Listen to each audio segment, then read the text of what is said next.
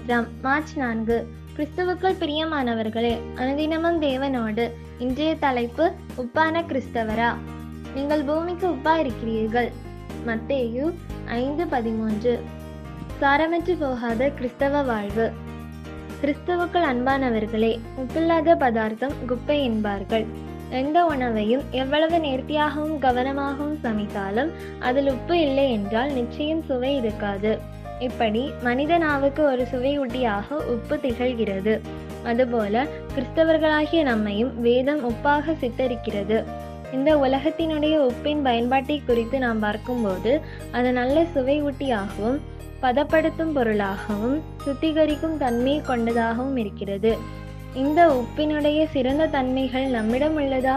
நாம மற்றவர்களுடைய வாழ்வில் ருசி கொடுப்பவர்களாய் சுவை சேர்க்கிறவர்களாய் இருக்கிறோமா?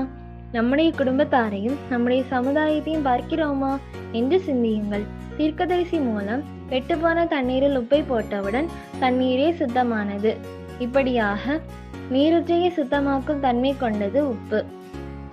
உப்பு நீரூற்றின் தண்ணீரை சுத்தப்படுத்தினது போல நாமும் எத்தனை பேருடைய கண்ணீருக்கும் கவலைகளுக்கும் காயம் கட்டியிருப்போம்.